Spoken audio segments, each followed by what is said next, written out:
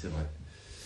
Bonjour à tous, j'espère que vous allez bien. Je vous souhaite la bienvenue pour les dimanches du CRFPA. Alors, il y a Shana à côté de moi, je vais vous expliquer comment ça va se dérouler. Très bien, ça ok. Euh, voilà. Ça, non, c'est pas comme ça. Ça, c'est pas ça non plus. Bienvenue pour ce dimanche du CRFPA qui va être consacré au grand taux aujourd'hui. Justement, on est dans l'hypothèse où l'on a aujourd'hui le dernier dimanche avant les résultats d'admissibilité de cette année. Alors, à ce titre-là, dans ce cas-là, pas de partage. Ouais. À ce titre-là, ce que l'on va faire, c'est que justement, on va essayer de répondre déjà à vos questions. Alors, bonjour Ishaï, j'espère que vous allez bien. J'ai essayé de vous appeler Ishaï. Tiens, Solène, j'espère que vous allez bien aussi. Voilà, et que vous avez envie justement d'échanger à ce propos-là. Les dimanches du CRFPA, ça nous permet de revenir sur un certain nombre d'aspects sur ces éléments-là.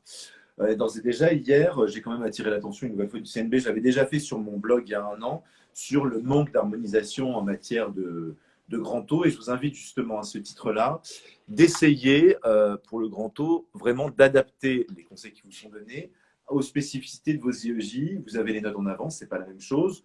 Ou encore, au-delà même d'avoir les notes en avance, vous avez ici des types de sujets qui sont totalement différents, comme par exemple dans ces trois IEJ, ils donnent toujours un commentaire d'arrêt. Je pense par exemple à l'IEJ DEX, c'est quand même quelque chose de très spécifique.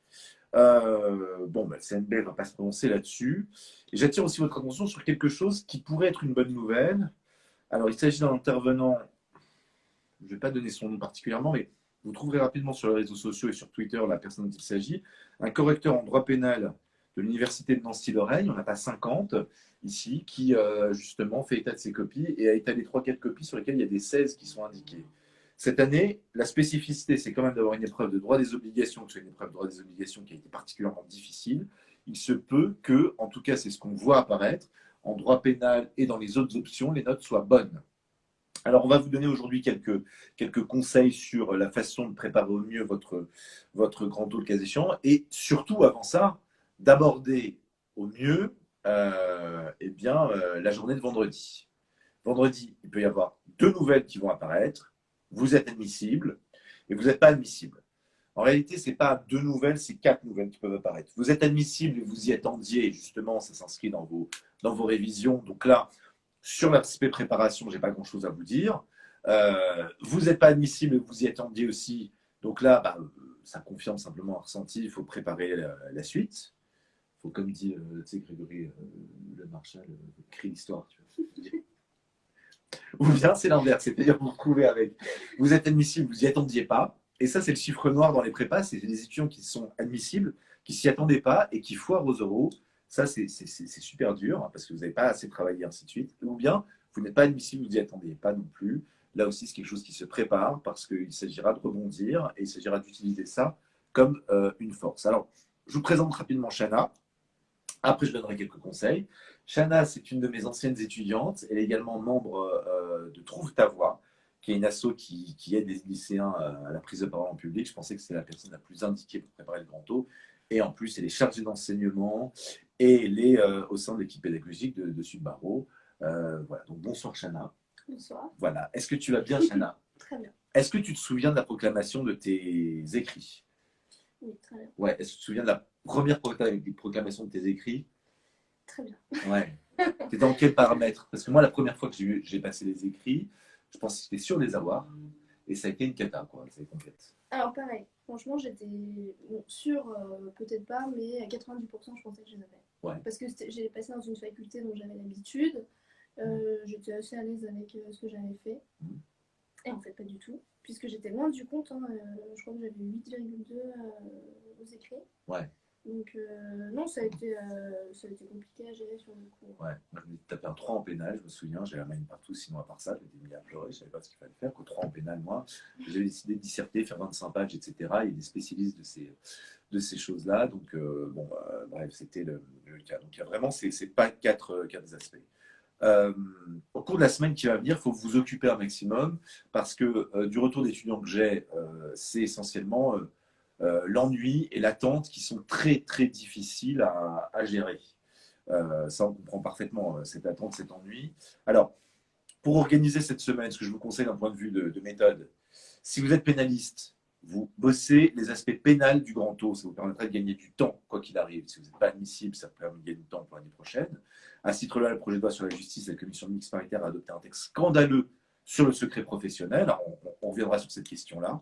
Scandaleux, c'est la fin du secret professionnel de l'avocat quasiment en cas de procédure pénale, surtout à l'égard des avocats affairistes. Par ailleurs, voilà, on travaille ces aspects d'actualité. Si on est publiciste et internationaliste européen, pareil, il y a des aspects qui sont au cœur du programme. Et pour les autres, c'est la procédure civile sur laquelle on doit se focaliser parce que vous avez des réformes pendant l'année et justement, ça fait partie aussi du programme du Grand Taux. Donc, on travaille utile cette semaine en attendant les résultats de vendredi. Jeudi soir, qu'est-ce qu'on fait? Qu'est-ce qu'on fait, Chana, jeudi soir? On boit. Ouais, voilà, bonne idée. Ouais, On se détend. une petite soirée entre amis, ça peut être bien. Alors attention, quand je dis une petite soirée, je sais que tout est un aspect de qualificatif. Non, je sais pas, par exemple, Ishaï qui est là, qui est connecté, lui, quand il fait une petite soirée, il prend 3 picons de bière et il se retrouve après à Brest en train d'acheter un ukulélé 3 jours plus tard. Donc pas une petite soirée dans ce sens-là, une petite soirée sympathique. On va manger une pizza avec des amis. On prend un verre de rosé parce que l'alcool, c'est mal, beaucoup. Et donc voilà, on essaie comme ça de tuer le temps et de se dire quelque chose de simple. Il y avait comment on va dire, un conseil qui m'avait été donné au moment de mon agrégation. Attends, c'est laquelle l'agrégation? C'était la deuxième agrégation. J'en ai pas eu beaucoup, hein, des agrégations, j'en ai eu aucune hein, finalement.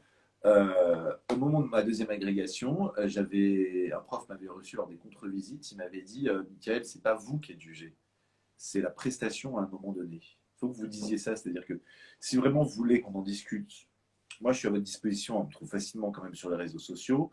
On peut parfaitement discuter de cet aspect-là, c'est-à-dire que de savoir si vous avez ou non le niveau.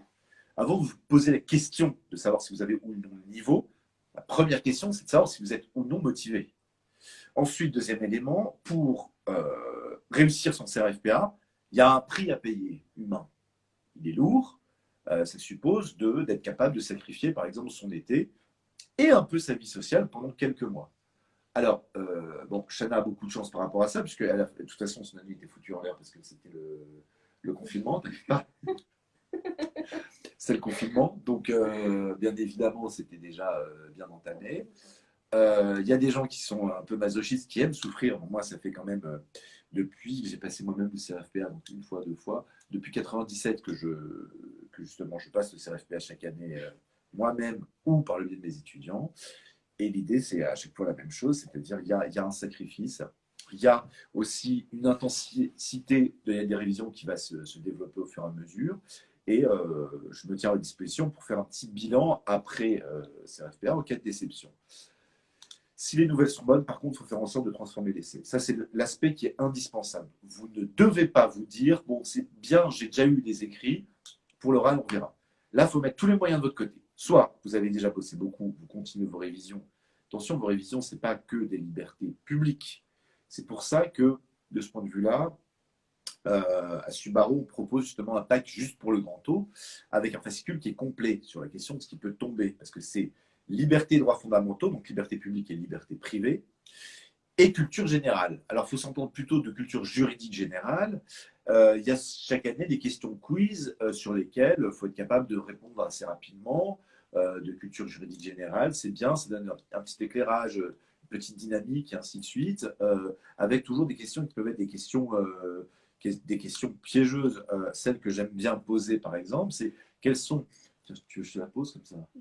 Non. Quels sont les 2 premiers anciens présidents de la République à avoir siégé en tant que tel au Conseil constitutionnel? Et tous les étudiants me sortent des noms des présidents de la cinquième, et non, c'est Vincent Auriol et René Coty. Ou encore, quel est le premier président de la République à avoir été élu au suffrage universel direct? Souvent, certains me disent oui, Napoléon Bonaparte en 1848. Dans ce cas-là, je la garde, en disant les femmes ne votaient pas, pour vous c'est direct, c'est universel. Vous voyez, c'est ce type de considération-là. Est-ce que l'on a des questions? N'hésitez pas à nous poser vos questions. ici. J'ose pas mettre mes lunettes parce que ça fait un reflet et en fait ça grille les yeux et tout. Que vous dire par rapport à ces éléments-là? Donc vous avez un impact global. Vous allez avoir, pour certains d'entre vous, peu de jours pour réviser. Il faut optimiser ces jours. Il ne va falloir pas hésiter si vous avez pris du retard dans vos révisions. Vraiment, vous sacrifiez totalement pendant ces jours-là. Libérez-les. Si vous avez un stage, un emploi, etc., vous allez sensibiliser votre maître de stage, votre employeur, votre responsable de diplôme au fait que vous passez le grand taux. Voilà, on révise son grand taux au petit déjeuner, au dîner. C'est un vernis. À travers le grand taux, il faut, au cours de ce grand taux, fendre l'armure et doit apparaître chez l'étudiant progressivement l'idée qu'il va devenir avocat. L'universitaire qui préside le jury qui est face à vous, pour lui, il faut qu'il ait l'impression d'avoir bien fait son boulot. Avoir bien fait son boulot, pour lui, ça veut dire que il faut que vous soyez dans ce que vous avanciez assez précis. N'hésitez pas dans votre exposé à tendre des perches sur lesquelles il va rebondir. Généralement, il est de coutume que la première phase de questions, c'est autour du sujet, donc des perches que vous avez lancées. Le magistrat, quant à lui, on va dire, lui, c'est l'école de la rigueur. Il faut qu'à travers vous, il ait l'impression que ce que vous dites est tellement rigoureux, fondé en droit. Donc, à l'oral, le syllogisme, insistez dessus, les fondements juridiques, toujours les fondements et la réponse. Ce n'est pas un quiz, on répond oui ou non, les fondements puis la réponse. Là, il va falloir être très rigoureux. Et enfin, pour l'avocat, c'est quasiment un entretien d'embauche. Il faut qu'il se dise, tiens, lui, je le verrai bien au sein de mon cabinet. Et alors, j'ai un doute terrible là-dessus. Je crois que c'est Aristote qui disait tout bon discours doit reposer sur la conviction et la séduction. Donc, bien évidemment, on s'habille comme, non pas comme on est par rapport aux écrits, mais justement, on s'habille de façon à être capable de véritablement montrer qu'on habille déjà, qu'on a déjà le costume de la place que l'on souhaite occuper. J'entends par là, par exemple, ici, costard-cravate pour les hommes et un tailleur pour les jeunes femmes. Voilà, qu'on a essayé auparavant, parce que du fois, durant les révisions, on peut avoir quelques petites tendances par rapport à la nourriture. Il y en a qui mangent, il y en a qui arrêtent de manger, et du coup, si vous vous retrouvez devant votre jury et que vous perdez votre pantalon parce que vous avez perdu 10 kilos, c'est un peu embêtant ce genre d'aspect. Mais plus sérieusement, il y a cet aspect-là, c'est-à-dire que là, il faut vraiment transformer l'essai. Je ne dis pas que que c'est facile l'oral, au contraire, c'est difficile, mais quoi de plus beau que de se dire, je vais, pour entrer dans cette profession, défendre mon premier client, et ce client, c'est moi. Est-ce que tu as quelques conseils justement pour l'oral? Racontez-toi comment ça s'était passé. Alors, moi, j'ai passé 2 fois l'oral pour le coup. La première fois, là, j'en reviens à ce que tu disais tout à l'heure, il faut éviter de s'évanouir sur les résultats des écrits, parce que moi, je pense que c'est le sentiment que j'ai eu la seconde fois que je l'ai passé, donc premier oral, je suis arrivée, j'étais fatiguée. Et j'étais pas préparée, en fait, finalement. J'avais un peu peut-être sous-estimé l'exercice. Et en plus de ça, je suis tombée sur un jury qui était quand même particulièrement embêtant, Ouais. qui m'ont attaqué sur des points sur lesquels j'étais pas prête du tout. Et du coup, ça s'est pas très bien passé. Je l'ai raté à très peu, il me fallait 7,5, j'ai eu 7. Donc voilà. Et puis la deuxième fois, pour le coup, j'étais bien préparée, j'ai beaucoup insisté sur les entraînements. Ouais. L'entraînement, c'est un aspect qui est Vraiment, essentiel. ouais. Pour essayer de faire ça, enfin vraiment pour développer cet aspect, il faut que vous ayez un plan le jour J, même simple. Et ce plan que vous avez le jour J, même simple, il faut laisser au jury le temps de le noter. Pour ce faire, il y a des règles. Je donne beaucoup ça comme petit conseil à SUB, des règles qui sont la règle de la triple annonce de plan. Vous faites votre première annonce de plan sous une phrase globale, assez simple.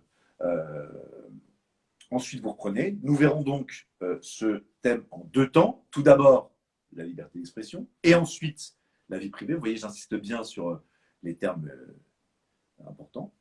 Tout d'abord, la liberté d'expression. Ainsi, dans 1 seconde, entre chaque développement. Comme ça, le jury, au moment de délibérer, il va se dire, tiens, la personne qu'on a entendu numéro 4, là, qu'est-ce qu'elle avait? Ah oui, elle avait un plan apparent qui était simple, mais ça allait. Ne donnez pas au jury la possibilité de pouvoir vous écarter. Même en matière de pratique, en général, quand vous faites un plan qui est très clair, ils vont noter sur une feuille, ils vont regarder ça après lors des délibérations, ils vont voir qu'ils ont un plan assez clair. Tandis que si c'est pas clair, ils vont avoir peut-être un peu de griffouillis sur leur feuille et tout de suite, ça va amener une note qui est moindre.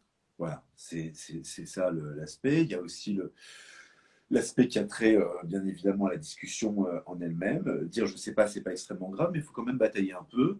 On vous pose une question sur laquelle vous n'avez aucune réponse comme ça. N'hésitez pas à rebondir sur le terme de la question pour essayer de voir un petit peu. En disant, je tiens tout d'abord à rappeler que le rôle de telle institution, donc vous demandez le président, eh bien, c'est de trancher tel ou tel litige. Si le nom de l'actuel président ne me revient pas, il n'en demeure pas moins que je me souviens que telle personne présidait cette disposition. Vous essayez de réagir, d'être combatif. Pas je ne sais pas, et faites attention aussi à votre attitude corporelle, consiste parfois, quand on ne connaît pas une réponse à une question, à, dommage, j'ai dit que c'était plus marrant, à ici se victimiser soi-même par une attitude corporelle, c'est-à-dire progressivement se pencher comme ça. C'est comme lors d'une rupture sentimentale, ouais, d'une rupture sentimentale où au fur et à mesure vous penchez comme ça, vous dites ouais, c'est pas toi, c'est moi, etc. Et tu te penches et tout. Et finalement, c'est un aspect pour se faire belle. Vous ne savez pas, vous séchez une question, c'est pas grave. Vous rebondirez à la suivante. Vous devez faire en sorte de pouvoir rebondir à la suivante.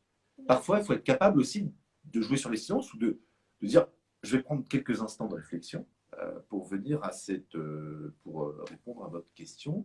Et là, de placer un syllogisme, c'est-à-dire de changer le paradigme. Dans la mesure où, par exemple, je vous demande, comme je vous ai dit, le président de, je ne sais pas moi, qui préside le tribunal des conflits en cas de partage des voix. Vous n'avez aucune idée.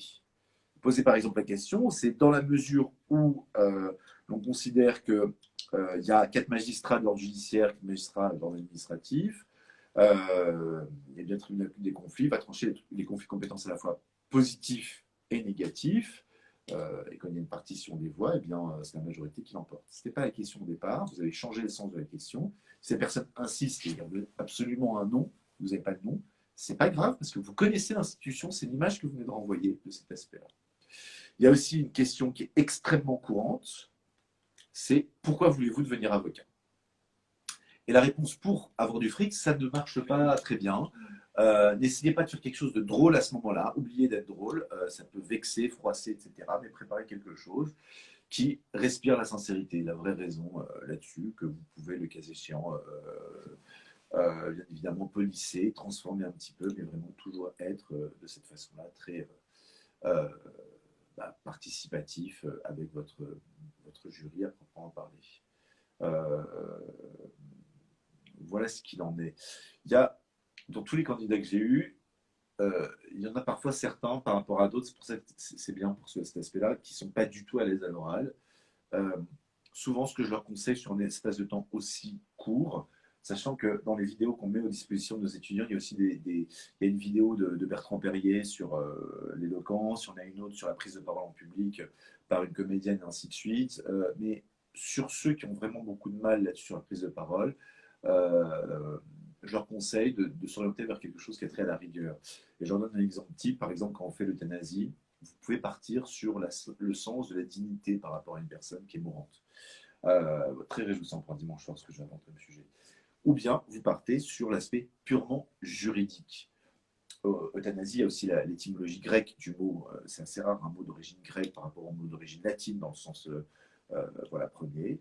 Et là, vous partez sur le fait que si le droit français ne consacre pas l'euthanasie, il consacre le droit à la sédation profonde et continue à travers des dispositions du Code de la santé publique, lesquelles prévoient. Et vous allez sur quelque chose de technique. N'oubliez pas, vous avez 1 heure de préparation, vous pouvez rendre votre discours assez technique, ou à la fin, le jury, quoi qu'il arrive, sera convaincu parce que quelqu'un qui est très technicien, c'est bien, c'est une bonne chose. Quelqu'un qui manie bien les droits fondamentaux, c'est aussi d'autres qualités. Il y a rarement un corrigé type strict, rigide, lors du grand tour qui est effectué. Toi, dans l'association Trouve ta voix, tu avais justement ce type de personnes qui n'arrivent pas à se. Ah oui, évidemment. Parce que nous, on intervient auprès des lycéens, donc c'est des secondes. Ouais. Et donc la prise de parole est tout de suite quand même compliquée d'emblée. Ouais. Donc il faut leur donner confiance, il faut aussi choisir des sujets qui leur parlent un petit peu. Et après, ça vient au fur et à mesure. C'est pour ça que j'appuie particulièrement sur l'entraînement. Et si je peux rajouter quelque chose sur le grand taux, parce que c'est une erreur que j'ai faite, mais bon, qui ne m'a pas coûté non plus beaucoup, c'est délimiter votre sujet. Si votre sujet est vraiment très large, moi par exemple j'avais choisi de parler que du pénal dans l'aspect de mon sujet parce que c'était ma matière. Et j'ai oublié dans l'introduction de dire voilà, là je parlais que du pénal. Et ça m'a été reproché, même si ça m'a pas beaucoup coûté parce que finalement j'ai eu un grand taux, j'ai une note correcte. ça n'empêche qu'il faut y penser. Enfin, moi, j'y avais pas pensé d'emblée. L'intro est importante. Déjà, puis la façon dont vous introduisez pour entrer dans la salle quand vous êtes invité, vous saluez les personnes. Euh, pour moi, la bienséance veut qu'on salue de la façon suivante. Bonjour Madame la Présidente, Messieurs les assesseurs, et on adapte le cas échéant. Ça permet de poser sa voix. On ne s'installe que si on est invité. Si on peut poser sa petite bouteille d'eau, boire au milieu de l'exposé, ça ne se fait pas. Vous posez une montre pour savoir où vous en êtes. Vous ne rédigez pas tout. Enfin, c'est autant de conseils, tous les conseils de forme et de fond, on vous les donnera bien évidemment dans le cadre de la structure. Mais d'ici là, vraiment, il faut que vous entraîniez. Si vous avez du mal à prendre la parole en public, il y a peu des petits trucs pour s'entraîner. Faites-le au cours de cette semaine. Par exemple, au cours de cette semaine, je vous ai dit, il va falloir sortir et vous amuser un petit peu. Allez dans un karaoké. D'abord, vous allez au restaurant, après au karaoké. Au restaurant, vous prenez la commande de tous vos copains qui sont à table pour vous. Vous levez, prenez la commande pour tout le monde et faites n'importe quoi, le cas échéant. Karaoké, ça vous force à chanter en public et a priori, on n'est pas très à l'aise en chantant. Là, vous êtes face à 3 personnes et vous n'êtes pas en train de chanter, vous parlez de droit. Donc, du coup, il y a une petite compétence derrière. Voilà ce qu'il en est. Après, il y a des petites techniques aussi si vous perdez vos moyens, qui sont des techniques avec le port de lunettes, parfois factice, etc., qui peut justement, pas de lunettes de soleil, une lunette normale, factice, qui peut permettre comme ça de créer un paravent entre vous et justement le jury, le cas échéant. Quoi Normalement, alors beaucoup ont un masque, mais dans un milieu J, apparemment, ils leur ont dit qu'ils ne pourraient pas avec un masque. Je ne sais pas comment ils peuvent dire un truc comme ça, mais bon, c'est pas grave. Entraînez-vous avec le masque, ça c'est un bon truc, ça change la voix. Et là, par contre, justement, pour ceux qui ont des lunettes, ça peut créer un brouillard. Préparez plusieurs masques le cas échéant, sachant qu'avec les lunettes, il faut avoir tout testé. Souvent, les masques un peu usagés sont ceux où vous n'avez pas de la buée pendant H24, etc. Vous allez avoir des montées de chaleur, ce genre d'éléments-là. Ne rendez rien apparent sur vos signes d'appartenance interne. Ce que j'entends par là, c'est que tu as combien de tatouages, Shana, déjà? Voilà, moi j'en ai plein et ça se voit jamais partout sur mes. Enfin, si, sur mon Insta, ça doit se voir ça. Ouais. Non? Ah non, très bien. Ouais, c'est bien, je suis de mieux en mieux. Donc, tatouage non apparent, piercing non plus. Les cheveux attachés, pour ceux qui ont les cheveux longs. La barbe rasée à blanc. On est dans une année spéciale, alors c'est la barbe rasée à blanc, donc il n'y a pas de. Là-dessus, c'est mieux. Voilà, c'est par rapport à ces dispositions, ça va essayer d'avoir des questions. Vous avez aussi sur la part de questions, parfois on teste votre réactivité. Ne vous énervez pas si on pose des questions intimes, personnelles, votre appartenance religieuse, vos croyances, des aspects qui ont trait à la vie privée ou au secret professionnel. Voilà, j'ai vu un étudiant se faire démonter à juste titre quand il avait dit je vais être avocat pour ça, ça et ça. D'ailleurs, j'ai fait mon stage en tel cabinet. Je ne sais pas pourquoi l'avocat a dit est-ce que vous pouvez nous raconter un des dossiers phares du cabinet en question. Il a commencé à raconter le dossier, quoi. Non, violation du secret professionnel là-dessus. Regardez quelques éléments déontaux comme les grands principes de la profession d'avocat. Comme ça, si on vous demande cet élément-là, c'est utile. Moi, je ne trouve pas indispensable de connaître par cœur le. Justement, ça fait un peu bizarre parfois, des candidats connaissent déjà par cœur le serment de l'avocat. Ça fait un petit peu que tu as mis la charrue avant les bœufs. Voilà, c'est un peu l'idée de façon générale. Et puis voilà ce qu'il en est. C'est, comme je dis, la profession est multiple. Donc c'est pas parce que vous n'avez pas le profil type de vos camarades que ça ne passera pas. C'est une bonne opportunité de ce point de vue-là. Sachant que si vous avez beaucoup de points de retard ou si vous avez des points juridiques pour être là et que vous le savez, il faudrait qu'on en discute plus avant de cet aspect-là. Bon. Alors là, ceux qui nous voient sont des candidats 2021. Chana, est-ce que ça vaut la peine d'avoir son CRFPA qu'il a eu en 2020? Vraiment, Ouais. vraiment. C'est un bonheur. On oublie toute la souffrance, entre guillemets, ça nous a fait endurer, c'est-à-dire le temps, les sacrifices, les échecs aussi, parce que moi j'en ai eu personnellement. Et puis voilà, après on rentre à l'école d'avocat, on fait des nouvelles rencontres, des gens super, on fait des stages vraiment incroyables. Enfin, moi personnellement, je suis très bien tombée. Et non, ça vaut la peine. Donc c'est pour ça qu'il faut se battre là encore quelques semaines, pour ceux qui ne l'auront pas encore une année, ou peut-être deux. Mais ça en vaut vraiment la peine. Faut pas lâcher. Voilà, et puis c'est vraiment suivez les différents aspects. Si vous avez une prépa vraiment mobilisée aussi à la prépa pour vos simulations, pour avoir les dates des différentes simulations, vous n'avez pas aidé au dernier moment. Voilà ce qu'il en est. Si vous n'en avez pas pris, il n'y a pas de hasard. On vous propose une formule grand taux qui est assez usitée. On a toujours la vidéo de Lorraine l'année dernière voilà, qui en a donné beaucoup de conseils. C'est utile notamment pour les simulations en grand taux. Voilà. Et renseignez-vous surtout dans les structures que vous faites sur qui vous fait passer des simulations. Il faut des personnes justement susceptibles d'avoir le rôle et de prodiguer des conseils de ce point de vue-là. Sur les sources, il y a à opter pour les sources autorisées, Code des libertés fondamentales, ou encore, comment il s'appelle déjà, le droit liberté. Ouais, Il y a un code aussi. Ouais, c'est ça. Le code Dalloz. Voilà, Code Dalloz, Code LexisNexis ou l'ouvrage classique. Il faut opter sur celui qui vous va le mieux. Vous avez 1 heure de préparation. Préparez bien vos développements, mais aussi les perches que vous allez lancer vers vos disciplines de cœur, hein, le cas échéant. Voilà. Et personne n'est de ce point de vue-là avantagé. Si on met 3 personnes, c'est parce que un oral, c'est un point de vue subjectif. Et donc, en réunissant 3 personnes, ça donne certaine forme d'objectivité par la concertation. Voilà, moi j'ai vu des attitudes très particulières du Grand Taux que j'ai appréciées. Par exemple, quelqu'un qui voit que son jury n'écoutait pas, qui cesse de parler jusqu'à ce que le jury voilà, se mette à l'écouter. Il y a un certain respect à avoir. Surtout, ne terminez pas en disant merci. Ce serait normalement à eux de vous remercier pour votre prestation. Vous êtes devenu du mal pour ce faire. Voilà ce qu'il en est. Pareil, n'écoutez pas aux portes après pour être content de délibérer. C'est déjà arrivé à quelqu'un qui s'est trouvé dans une commission de discipline. C'est vraiment bête comme aspect. Voilà, le cas échéant, n'hésitez pas à réagir à cette vidéo que je vais donc enregistrer, mettre sur YouTube, sur Facebook, LinkedIn, tous les réseaux sociaux existants, et maintenir sur Insta. Je vous souhaite une très bonne soirée et je vous dis à très bientôt pour un nouveau dimanche du CRFPA. Au revoir, merci Chana. Très bien. Merci, bon courage. Voilà, et puis ce soir c'est le Classico. Je ne me permettrai pas de soutenir le PSG, mais quand même. Voilà, merci, au revoir.